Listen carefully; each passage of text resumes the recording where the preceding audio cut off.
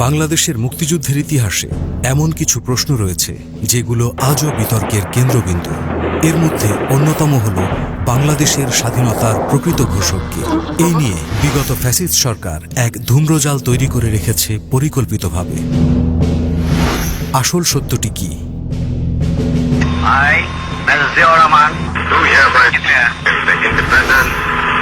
আমার একজনের মেসেজ পাঠালো যে এরকম বাংলাদেশ স্বাধীনতা ঘোষণা করছে। একদম করতাম যে স্বাধীনতা ঘোষণা করছে, কেউ করছে জেনারেল জিয়া খান।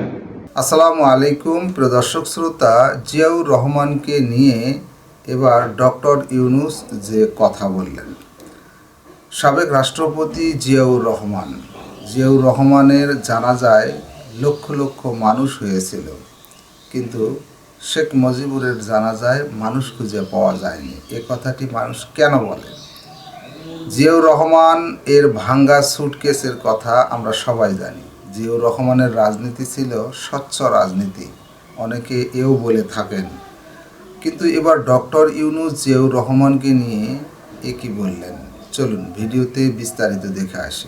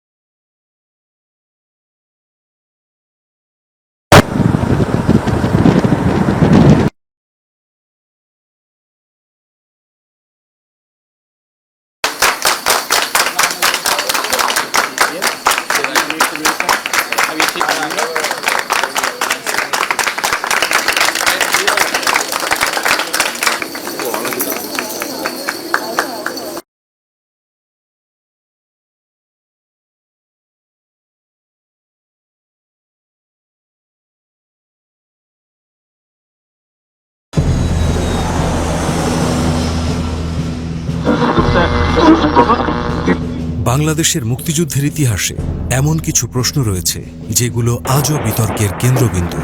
এর মধ্যে অন্যতম হল বাংলাদেশের স্বাধীনতার প্রকৃত ঘোষক কে।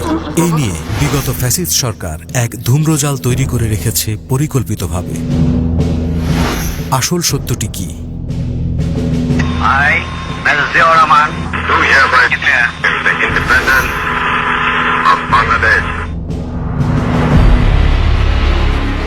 1970 সালের সাধারণ নির্বাচনে শেখ মুজিবুর রহমানের নেতৃত্বাধীন আওয়ামী লীগ নিরঙ্কুশ সংখ্যাগরিষ্ঠতা অর্জন করে।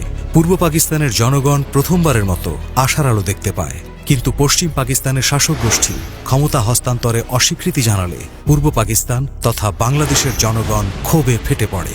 পরাধীনতার শৃঙ্খল ভেঙে মুক্তির দাবি ওঠে গণমানুষের ভেতর থেকে। সারা দেশে জোরালো হয়ে ওঠে স্বাধীন বাংলাদেশের দাবি। কিন্তু 1971 সালের 7 মার্চের ভাষণে সেই জন আকাঙ্ক্ষা সুকৌশলে এড়িয়ে যান শেখ মুজিবুর রহমান।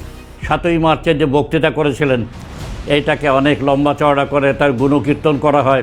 এটা বিশ্লেষণ করে দেখা যাবে যে এটা একটা ফাঁকা কতগুলো কথা ছাড়া, কতগুলো সেন্টিমেন্টাল আবেগপূর্ণ কথাবার্তা ছাড়া ওর মধ্যে সারবস্তু বলে কিছুই নাই।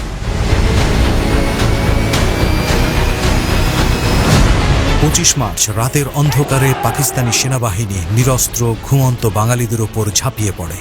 ঢাকায় শুরু হয় operation searchlight. Rajarbagh police lines, Pilkhana, Dhaka বিশ্ববিদ্যালয় সহ শহরের বিভিন্ন স্থানে চালানো হয় নির্মম হত্যাযজ্ঞ। প্রতিটি রাস্তা, প্রতিটি অলিতে গলিতে ছড়িয়ে পড়ে ধ্বংসযজ্ঞের চিহ্ন। পড়ে থাকে লাশ। সে রাতেই শেখ মুজিবুর রহমানকে তার ধানমন্ডির বাড়ি থেকে গ্রেফতার করা হয়। অবশ্য ইতিহাসবিদদের মতে শেখ মুজিবুর রহমান নিজেকে পাকিস্তানের হাতে তুলে দেন। শেখ সাহেব যে 25শে মার্চের ঘটার মুখে সবাইকে তিনি বলতেন চলে যেতে, হ্যাঁ, অথচ নিজে বসে থাকলেন 25 তারিখে ঘরে বসে আত্মসমর্পণ করলেন। তিনি বাংলাদেশ স্বাধীন হোক এটা চায় নাই, তিনি চেয়েছিলেন পাকিস্তানের প্রধানমন্ত্রী হওয়ার জন্য। পরবর্তীতে সেটা প্রমাণিত হয়েছে। আরে সবাইকে যখন চলে যেতে বলছে, একটা পরিস্থিতি তৈরি হয়েছে, সেখানে বাড়িতে বসে থাকলে তো তাকে নিয়ে যাবি, তাকে ধরবে না? সবাইকে ধরছে, শেখ মুজিবকে ধরবে না? তিনি পাকিস্তানে চলে গেলেন, স্বেচ্ছায় গ্রেপ্তার হলেন। তাকে কেউ গ্রেপ্তার করতে আসে নাই, তিনি টেলিফোন করে বলে দিলেন যে আমাকে গ্রেপ্তার করে নিয়ে যাও। ঢাকার এই রক্তাক্ত রাতের খবর চট্টগ্রামে পৌঁছালে শহরে চরম উত্তেজনা ছড়িয়ে পড়ে। এদিকে পশ্চিম পাকিস্তানি সেনাদের জন্য আনা অস্ত্রভর্তি জাহাজ নোঙ্গর করা হয় চট্টগ্রাম বন্দরে। পাকিস্তানি বাহিনী অস্ত্র খালাসের চেষ্টা চালালে স্থানীয় জনগণ বাধা দেয়। চট্টগ্রামে তখন ৮ম ইস্ট বেঙ্গল রেজিমেন্টের দায়িত্বে ছিলেন লেফটেন্যান্ট কর্নেল আব্দুর রশিদ জাঞ্জুয়া। তিনি মেজর জিয়াউর রহমানকে বন্দরে গিয়ে পরিস্থিতি নিয়ন্ত্রণে আনার নির্দেশ দেন। নৌবাহিনীর একটি ট্রাকে তুলে মেজর জিয়াউর রহমানকে বন্দরের দিকে পাঠানোর ব্যবস্থা করেন। সঙ্গে দেওয়া হয় একজন পশ্চিম পাকিস্তানি নৌবাহিনীর অফিসার। উদ্দেশ্য একটাই, সবকিছু যেন তাদের নিয়ন্ত্রণেই থাকে। তাজউদ্দিন সাহেব তো রেকর্ডার নিয়ে তার কাছে গিয়েছিলেন বলতে যে আপনি কোথায় কি হয় জানি না, একটা বক্তৃতা দিয়ে দেন, এখানে বক্তব্য যেটা আমরা প্রচার করতে পারবো যে বাংলাদেশের স্বাধীনতা ঘোষণা করছে। তখন শেখ মুজিব তাজউদ্দিনকে বললেন যে সর্বনাশ, বলেন কি, এটা যদি রেকর্ড করা যায় তাহলে তো আমাকে তো একটা দেশদ্রোহী বলবে। তো যিনি স্বাধীনতা ঘোষণা করতে যাচ্ছেন তিনি দেশদ্রোহী তারা বলবে বলে ভয়ে রেকর্ড করলেন না। কিন্তু শহরের পরিস্থিতি তখন একদমই স্বাভাবিক ছিল না। রাস্তা জুড়ে তৈরি হয়েছিল অসংখ্য ব্যারিকেড। প্রতিটি ব্যারিকেড অতিক্রম করতে করতেই সময় পেরিয়ে যাচ্ছিল। ঠিক এমন সময় আগ্রাবাদের একটি বড় ব্যারিকেডে তারা থেমে যান। পেছন থেকে দ্রুতগতিতে একটি জর্জ গাড়ি এসে থামে। গাড়ি থেকে নেমে ক্যাপ্টেন খালিকুজ্জামান ছুটে এসে মেজর জিয়াকে বলেন, চট্টগ্রামে পশ্চিমারা গোলাগুলি শুরু করেছে। লেফটেন্যান্ট কর্নেল MR চৌধুরী সহ অনেক বাঙালিকে হত্যা করেছে। শহরে রক্ত ঝরছে। এই খবর শুনে মেজর জিয়া কয়েক সেকেন্ডের জন্য চুপ করে থাকেন। মনে মনে ঠিক করে ফেলেন আশু করণীয়। তারপর দৃঢ় কণ্ঠে বলেন, উই রিভল্ট। মেজর জিয়াউর রহমানের এই ঘোষণা যেন মুহূর্তেই বদলে দেয় দৃশ্যপট। তিনি ক্যাপ্টেন খালিকুজ্জামানকে কর্নেল অলি আহমেদের কাছে ফিরে পুরো ব্যাটালিয়নকে যুদ্ধের জন্য প্রস্তুত করতে নির্দেশ দেন। একই সঙ্গে ব্যাটালিয়নের সব পশ্চিমা অফিসারকে গ্রেফতার করতে নির্দেশ দেন মেজর জিয়া। তার নির্দেশে তৎক্ষণাৎ লেফটেন্যান্ট কর্নেল জাঞ্জুয়া সহ অন্যান্য পশ্চিমা অফিসারদের গ্রেফতার করা হয়। বিদ্রোহের বার্তা ছড়িয়ে দিতে মেজর জিয়া টেলিফোন অপারেটরকে নির্দেশ দেন। অপারেটর আনন্দের সঙ্গে নির্দেশনা অনুসরণ করেন। DC, SP, DIG, Awami League নেতাকর্মী থেকে শুরু করে সারা দেশে বিদ্রোহের বার্তা পৌঁছে যায়। সুতরাং এটা ৮ম বেঙ্গল রেজিমেন্ট, মেজর জিয়া এবং আমি লেফটেন্যান্ট কর্নেল MR চৌধুরী, আমরা এই বাংলাদেশের স্বাধীনতার জন্য সর্বপ্রথমে এগিয়ে যাই। আমি চট্টগ্রামের কথা বলতে পারি যে গোটা ছাত্র সমাজ দেখতে গেছি। আমরা ওখান থেকে আবার লালদিঘিতে আসলাম, এসে দিকে ওখানে ওই যে করেনকো একটা দোকান ছিল, মিষ্টি দই পুলিশের উপর মারা হচ্ছে, এগুলো বড় ভাইরা করছে, আমাদের যেটুকু বলছে আমরা সেটুকুই করছি। আমরা শুধু এইটুকু বুঝছি যে আমাদের লেখাপড়া বন্ধ হয়ে যাবে, অতএব আন্দোলন করতে। ২৬ মার্চ সন্ধ্যায় চট্টগ্রামের কালুরঘাট বেতার কেন্দ্রে যান মেজর জিয়াউর রহমান। বেতার কর্মীরা তাকে দেখে উৎফুল্ল হয়ে ওঠেন। সারা দেশে তখন পশ্চিম পাকিস্তানিরা নিপীড়ন শুরু করেছে। নেতৃত্বহীন দিশেহারা বাংলাদেশের মানুষকে কিভাবে যুদ্ধের জন্য প্রস্তুত করা যায় তা নিয়ে বেশ খানিকটা সময় ধরে ভাবলেন মেজর জিয়াউর রহমান। অবশেষে সঠিক শব্দ, সঠিক বাক্য ভেবে নেন মনে মনে। ভাষণ দেওয়ার জন্য প্রস্তুত করেন নিজেকে। ২৬ মার্চ রাত আনুমানিক ২টা ১৫ বজ্র কণ্ঠে মেজর জিয়া তার ঐতিহাসিক ভাষণটি দেন। মুহূর্তেই এক নতুন অধ্যায়ের সূচনা হয় বাংলাদেশে। গভীর ও দৃঢ় কণ্ঠে তিনি ঘোষণা দিলেন, I, Major Ziaur Rahman, do hereby declare the independence of Bangladesh. তখন তো রেডিওতে সমস্ত খবর টবর সব বন্ধ, কোথাও থেকে কোনো নিউজ পাওয়া যাচ্ছে না। আমার বোন ওখান থেকে বললো যে তাড়াতাড়ি আসো কি মেজর জিয়া ঘোষণা দিচ্ছে যে এরকম ব্যাপার, মুক্তিযুদ্ধ শুরু হয়েছে এবং তিনি এটার একটা ঘোষণা দিচ্ছেন। সমগ্র জাতির সামনে কোনো দিক নির্দেশনা ছিল না, আমরা বুঝতে পারছিলাম না যে কি হতে যাচ্ছে। এই সময় ২৬ মার্চ জিয়াউর রহমানের যে স্বাধীনতার ঘোষণা, সেটা বিদ্যুৎ স্পৃষ্টের মতো সমগ্র জাতিকে নাড়া দেয়। বাংলাদেশ স্বাধীন।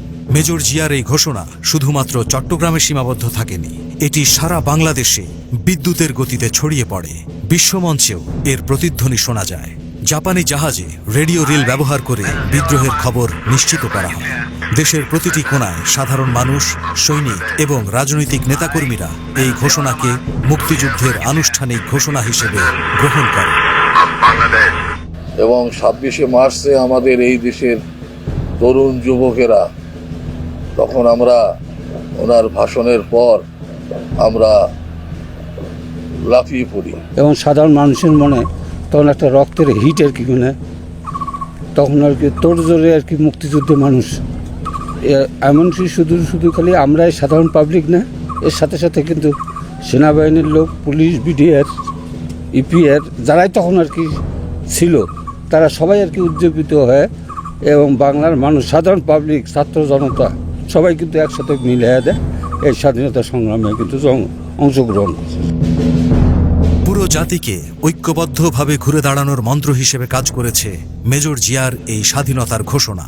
তবে চট্টগ্রামের বর্ষিয়ান রাজনৈতিক নেতারা শেখ মুজিবুর রহমানের নামে আরও একবার স্বাধীনতার ঘোষণা দিতে মেজর জিয়াকে অনুরোধ করেন। আওয়ামী লীগের নেতাকর্মী সহ পুরো জাতিকে মুক্তিযুদ্ধে উজ্জীবিত করতে মেজর জিয়াউর রহমান শেখ মুজিবের নামে পুনরায় আরও একবার স্বাধীনতার ঘোষণা দেন। দিনটি ছিল 27 মার্চ। তবে 26 মার্চ রাতে কালুরঘাট বেতার কেন্দ্র থেকে তিনি সর্বপ্রথম নিজ নামে বাংলাদেশের স্বাধীনতার ঘোষণা দেন। মেজর জিয়া 27শে মার্চ সন্ধ্যার সময় বাংলাদেশের স্বাধীনতা ঘোষণা করেন। অনেক মিলিটারি অফিসাররা শহীদ রাষ্ট্রপতি জিয়াউর রহমানের 26শে মার্চের রজনীতে 27শে মার্চে ঘোষণার পরে অনেক মিলিটারি অফিসাররা রিভোল্ট করে ভারতে গিয়ে বিভিন্ন জায়গাতে ক্যাম্প স্থাপন করে ওইখানে মুক্তিযোদ্ধাদেরকে ট্রেন আপ করছে। মুক্তিযুদ্ধের পর মেজর জিয়াউর রহমানের স্বাধীনতার ঘোষণা নিয়ে রাজনৈতিক বিতর্ক শুরু করা হয়। এই বিতর্কের পেছনে অনেকেই ভারত এবং আওয়ামী লীগকে দায়ী করে। তবে সবচেয়ে বড় বিষয় ছিল বাংলাদেশের জনগণের প্রতি স্বাধীনতার আহ্বান, যা মেজর জিয়াউর রহমানের কণ্ঠে প্রথম বার্তা হয়ে ছড়িয়ে পড়ে। বাংলাদেশে ইতিহাস বলে কিছু নেই, কারণ এখানে 72 সাল থেকে বাংলাদেশ ইতিহাস বলে যা কিছু আছে সেটা তৈরি করেছে আওয়ামী লীগ। এবং আওয়ামী লীগের মতো ইতিহাস বিকৃতকরণওয়ালা দুনিয়াতে ইতিহাসে বোধহয় দেখা যায়নি। 2009 সালে শেখ হাসিনা যখন ক্ষমতায় আসে, বাংলাদেশের ইতিহাস নতুন করে লেখার চেষ্টা শুরু হয়। তার সরকারের লক্ষ্য ছিল দেশপ্রেমিক জিয়াউর রহমানের নাম, তার দর্শন এবং প্রভাব চিরতরে মুছে ফেলা। সেই সাথে ইতিহাসের পাতায় এমন পরিবর্তন আনা যাতে শেখ মুজিবুর রহমানকে একমাত্র স্বাধীনতার ঘোষক এবং মুক্তিযুদ্ধের সংগঠক হিসেবে তুলে ধরা যায়। কিন্তু ইতিহাসের শক্তি এখানেই যে সত্যকে কখনো দাবিয়ে রাখা যায় না। ভারত চেয়েছিল বাংলাদেশকে চিরদিনের জন্য তাদের একটা করদ রাজ্যে পরিণত করার জন্য। অনেকাংশে তারা সফল হয়েছিল, কিন্তু আল্লাহ রব্বুল আলামিন সেটা কবুল করেন নাই। বিদায় অগাস্ট মাসে আমাদের ছেলেরা, আমাদের দেশের সাধারণ জনগণ রাস্তায় নেমে এসে হাসিনাকে এক কাপড়ে ভারতে পলায়ন করতে বাধ্য করেছে। 1971 সালের 25 মার্চ সেই ভয়ঙ্কর রাতে ঢাকায় পাকিস্তানি সেনাবাহিনীর নৃশংস অভিযানে চারিদিকে ছড়িয়ে পড়ে আতঙ্ক, পড়ে থাকে লাশের স্তূপ। সেই রাতে গ্রেফতার হন শেখ মুজিব। মুক্তিযুদ্ধ কিংবা স্বাধীনতার ঘোষণা দেয়া তখন তার পক্ষে ছিল অসম্ভব। আওয়ামী লীগের বড় বড় নেতারা তখন সীমান্ত পাড়ি দিয়ে আশ্রয় নিয়েছে ভারতে, বাকিরা ছিল আত্মগোপনে। সারা দেশ হয়ে পড়ে নেতৃত্বশূন্য। ঠিক এমন এক মুহূর্তে এগিয়ে আসেন একজন বীর সাহসী সেনা কর্মকর্তা, মেজর জিয়াউর রহমান। কিন্তু ইতিহাসকে বিকৃত করার চেষ্টা চলছে বারবার। বাংলাদেশের প্রথম প্রধানমন্ত্রী তাজউদ্দিন আহমদ 1972 সালে এক কাউন্সিল অধিবেশনে স্পষ্টভাবে বলেছিলেন, মেজর জিয়া শেখ মুজিবের নামে স্বাধীনতার ঘোষণা দিয়েছিলেন। অথচ পতিত শেখ হাসিনা সরকার এই সত্যকে আড়াল করার অপচেষ্টা চালিয়েছে নানান কৌশলে। স্বাধীনতার ঘোষণা এবং মুক্তিযুদ্ধে মেজর জিয়ার সাহসী ভূমিকা শুধু দেশে নয়, বিদেশেও প্রশংসিত হয়েছে। বিশ্বের প্রভাবশালী পত্রিকা new York Times, world street journal, Times ম্যাগাজিনের মতো সংবাদ মাধ্যমগুলো তাকে স্বাধীনতার নেতা হিসেবে স্বীকৃতি দিয়েছে। এমনকি ভারতের তৎকালীন প্রধানমন্ত্রী ইন্দিরা গান্ধীও স্বীকার করেছিলেন, স্বাধীনতার ডাক এসেছিল মুজিব গ্রেফতার হওয়ার পর, তার আগে নয়। তবে মেজর জিয়ার গল্প এখানেই থেমে যায়নি। পুরো মুক্তিযুদ্ধ জুড়ে এবং স্বাধীনতার পরে দেশের ক্রান্তিকালে তিনি অবতীর্ণ হয়েছিলেন ত্রাণকর্তা হিসেবে। স্বাধীনতার ঘোষণার প্রাক্কালে মেজর জিয়াউর রহমানের সাহসী নেতৃত্বে ৮ম ইস্ট বেঙ্গল রেজিমেন্ট বিদ্রোহ শুরু করে। উত্তোলন করা হয় স্বাধীন বাংলাদেশের পতাকা, যা ছিল প্রতিরোধের প্রথম পদক্ষেপ। নীরজচন্দ্র চৌধুরী তার বইতে লিখেছেন, ২৫ মার্চের পর দেশ যখন নেতৃত্বহীন, তখন মেজর জিয়া চট্টগ্রাম বেতার থেকে অস্থায়ী সরকারের ঘোষণা দেন। এখানে কোনো নাটকীয়তা নেই, কেবল আছে এক সত্য, এক সাহস, এক অনুপ্রেরণার গল্প। ১৯৭৭ সালে ভারতের সাবেক রাষ্ট্রপতি নীলম সঞ্জীব রেড্ডি এক ঐতিহাসিক বক্তব্যে মেজর জিয়াউর রহমানের প্রশংসা করেন। তিনি বলেন, আপনার ইতিহাসে আপনি একজন সাহসী যোদ্ধা হিসেবে স্বাধীনতা ঘোষণা করেছেন। ১৯৭১ সালে এনবিসি টিভি নেটওয়ার্কের এক প্রতিবেদন উল্লেখ করে, শেখ মুজিব সরাসরি স্বাধীনতার ঘোষণা দেননি, বরং স্বায়ত্তশাসনের দাবি করেছিলেন। মেজর কে এম শফিউল্লাহ তার বই বাংলাদেশে লিখেছেন, ২৫ মার্চ রাতে পাকিস্তানের বাহিনীর বিরুদ্ধে বিদ্রোহ ঘোষণা করেন মেজর জিয়া এবং ২৬ মার্চ স্বাধীনতার ডাক দেন। একই কথা উঠে আসে মেজর জেনারেল অবসরপ্রাপ্ত সুবিদ আলী ভূঁইয়ার লেখায়ও। তিনি বলেন, মেজর জিয়া নিজের ভাষণ তৈরি করে তা কালুরঘাট বেতার কেন্দ্র থেকে পাঠ করেন। ভারতের মেজর জেনারেল সুকান্ত সিং এবং পররাষ্ট্র সচিব JN দীক্ষিত মেজর জিয়ার সেই সাহসী ভূমিকার স্বীকৃতি দিয়েছিলেন। মেজর জেনারেল ফজলুর রহমান একটি গুরুত্বপূর্ণ বক্তব্যে বলেন, মেজর জিয়া স্বাধীনতার ঘোষণা দিয়েছেন, তার সেই ভাষণ আমি নিজেই শুনেছি। এরকম হাজারো দলিল আছে সারা বাংলার আপামর জনগণের স্বীকারোক্তিতে। বাংলাদেশের মুক্তিযুদ্ধের ইতিহাসে জিয়াউর রহমানের নাম চিরকাল অমলিন হয়ে থাকবে। তার সাহসিকতা হয়ে থাকবে প্রজন্মের অনুপ্রেরণা। Do hereby declare the independence of Bangladesh. যখন আমরা একজনে খবর পেলাম, সবাই যোগাযোগ, আমি তখন আমেরিকাতে, তখন যেদিন এই খবর আসলো সেই মুহূর্তে আমি ছিলাম মার্ফিসবরো বলে একটা শহরে। এখানে আমার বিশ্ববিদ্যালয়টা Tennessee state, middle Tennessee state university.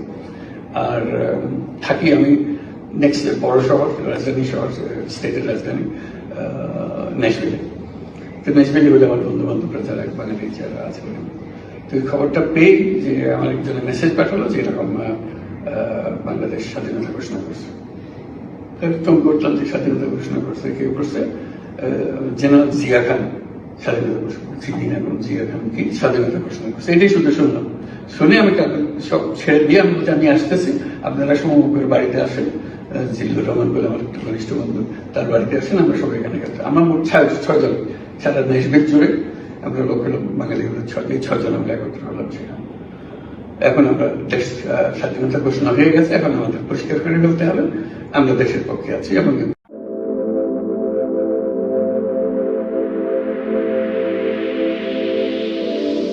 দর্শক শ্রোতা, ডক্টর ইউনূস সাবেক রাষ্ট্রপতি জিয়াউর রহমানকে নিয়ে যা বললেন, এ বিষয়ে আপনার মন্তব্য লিখতে পারেন কমেন্ট বক্সে। আজকে এ পর্যন্তই, আল্লাহ হাফেজ।